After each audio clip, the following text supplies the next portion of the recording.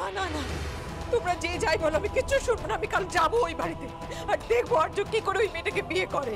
না মনি, তুমি যাবে না। তুমি তুমি সহ্য করতে পারবে না। কি বললে তুমি? কি পারবো না? সহ্য করতে পারবো না? আরে আমার মেয়ে চলে গেছে, সেটা সহ্য করে আমি বেঁচে আছি, আমি নাকি সহ্য করতে পারবো না? আর সহ্য করার তো কোনো ব্যাপারই নেই। আমি তো বিয়েটাই হতে দেবো না। কি করবে মনি? কি করে আটকাবে? তোমার মনে আছে তুমি তুমি একবার সেই বিষ এনে আমাদের বলেছিলে চলো সবাই একসঙ্গে বিষ খেয়ে মরে যাই, বলো না, মনে আছে গো? কাল আমি আর তুমি ওখানে গিয়ে সবার সামনে বিষ খেয়ে মরবো। হ্যাঁ, তারপর দেখি আর্য আমাদের লাশের উপর দাঁড়িয়ে কি করে ওই মেয়েটাকে বিয়ে করে। কাকিমণি, তুমি এসব কথা কেন বলছো? কেন তুমি মরে যাবার কথা বলছো? তুমি কি বেঁচে আছো নাকি? আরে বা, আমি আর তোর কাকু কি আদৌ বেঁচে আছে? আমরা তো মরে বেঁচে আছি, শুধু নিঃশ্বাসটুকু চলছে এই অবধি। তবে এটা তুই জেনে রাখ, যতক্ষণ আমার শরীরে শ্বাস আছে আমি এই বিয়ে হতে দেব না। কাকিমণি, ট্রিনা তো ওই বাড়িটা নিজের নামে লিখে নিয়েছে, তো সবটা জানো। আর্যদার হাত পা বাঁধা কাকিমণি, আর্যদা তো স্বেচ্ছায় এই বিয়েটা করছে না। তুমি তো সেটা নিজের চোখে দেখেছো। আমি জানি না মো, আমি কি দেখেছি কি শুনেছি, আমি কিচ্ছু জানি না।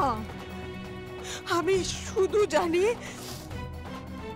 যে মেয়েটার জন্য আজ আমার মেয়ে চলে গেছে, তাকে আমি আর্যর সঙ্গে সংসার করতে দেব না। ওই মেয়েটা আমার মেয়েকে বেঁচে থাকতে কোনোদিনও সুখ দেয়নি, কিন্তু আমার দেয়া মরে গিয়ে অন্তত সুখটুকু পাক। মা হয়ে এটা তো আমি দেখবো, বল, আমি তো দেখবো। আমি কাল যাবো বাড়িতে, যাবো। মনি মনি, পাগলামি করো না। ওই বাড়িতে যাওয়ার কোনো প্রয়োজন নেই তোমার। যাবো আমি যাবো বাড়িতে। আমার দিব্যি তুমি আমায় আটকাবে না।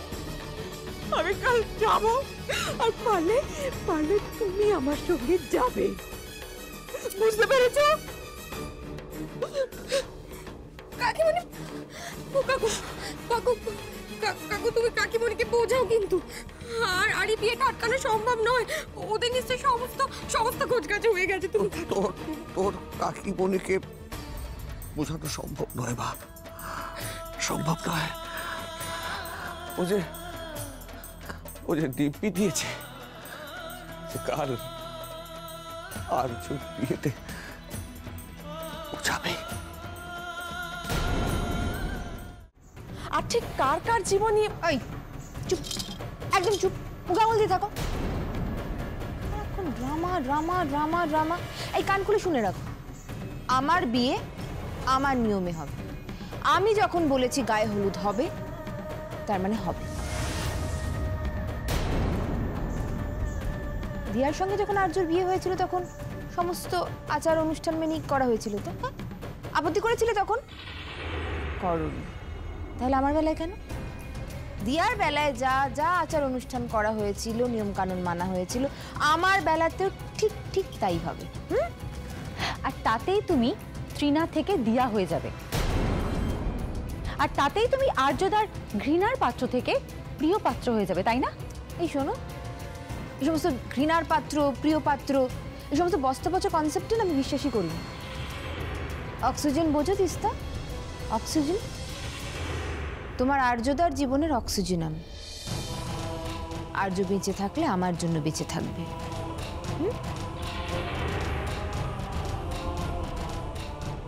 আর্য, আগে তোমার গায়ে হলুদ হবে, তারপর তোমার গায়ে ছোঁয়ানো হলুদ দিয়ে আমার গায়ে হলুদ হবে, তারপর আমি স্নান করব। আর আমার মেহেন্দি, হ্যাঁ মেহেন্দি করারও খুব ইচ্ছে, কিন্তু আমি কখন করি বলো তো? আমি জানি তো গায়ে হলুদের দিন মেহেন্দি করে না। ঠিক আছে, আগে গায়ে হলুদ হয়ে যাক, তারপর না হয় আমি মেহেন্দি করব। আর তোমার হাতের ইনিশিয়ালস আমি আমার হাতে, হ্যাঁ মজা হবে না? এই কোথায় যাচ্ছ তুমি? আর্য, বললাম না এখন তোমার গায়ে হলুদ হবে। তোমরা দাঁড়িয়ে আছো কেন? হ্যাঁ, যাও যাও যাও, আগে দাঁড়াও, ডেকে দিচ্ছি আমি। আন্টি, রাগিনী আন্টি, চলে এসো তোমরা। বাইরে গিয়ে আর্যর গায়ে হলুদের ব্যবস্থা করো, কেমন? কিছু বলে বলে দিতে হবে। দাঁড়িয়ে আছো কেন? যাও।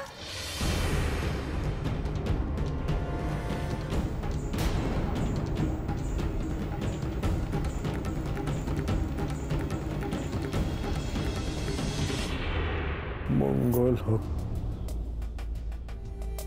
থাক মা, থাক। তোর সাথে আবার কবে দেখা হবে রে মা? মা, কাজ হয়ে গেলে তো আবার এখানেই ফিরে আসবো। তোমরা এমন করে বলছো যেন আমি তোমাদের ভুলেই যাব। না না, ভুলে যাবো কেন মা? তুই ভুলে যাবি কেন? আমরা সেজন্য বলছি না, তোকে ছেড়ে থাকতে আমার কাছে বড় কষ্ট হবে রে মা, বড় কষ্ট হবে।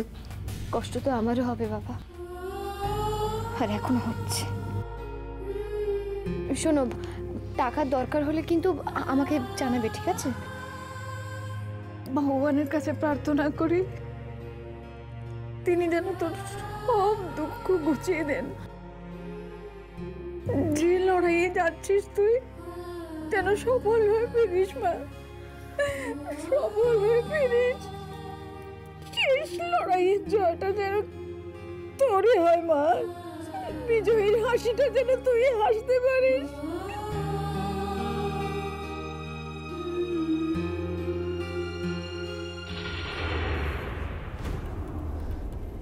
দাদা ভাই চল। ত্রিনা সান্যাল, ও মাই গড, আপনারা চলে এসেছে।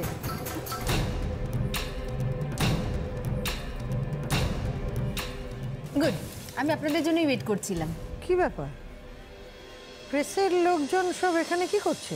হে কি আন্টি, এটা আর কিরকম প্রশ্ন? ওনারা আসবেন না? ফেমাস ইন্ডাস্ট্রিয়ালিস্ট আদিত্য সান্যালের একমাত্র মেয়ে ত্রিনা সান্যালের বিয়ে বলে কথা, ওনারা তো কভার করতে চাইবেনই।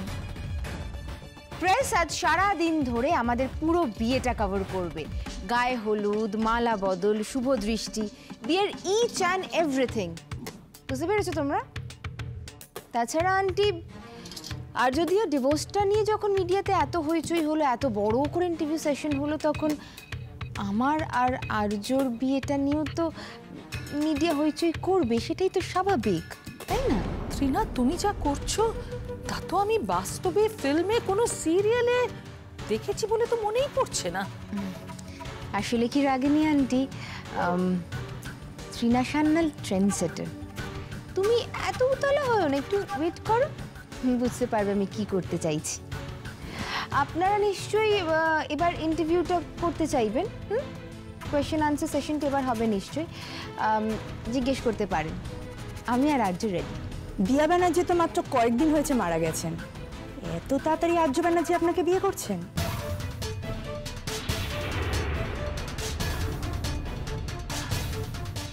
আমি বলছি, দেখুন, দিয়ার এরকম অস্বাভাবিক মৃত্যুতে আর্য সত্যিই শকড, মানে খুবই ভেঙে পড়েছে। কিন্তু এটাও তো ঠিক, এটা তো আপনারা সবাই জানেন যে দিয়ার মৃত্যুর অনেক আগেই আর্য দিয়ার সম্পর্কটা ভেঙে গিয়েছিল। তবুও কেউ তো আর মৃত্যু কামনা করে না, তাই না? এতদিনে লড়ে আজ আমি দিয়াকে একেবারে হারিয়ে দিলাম। আজ থেকে আর্য আমার, শুধু আমার।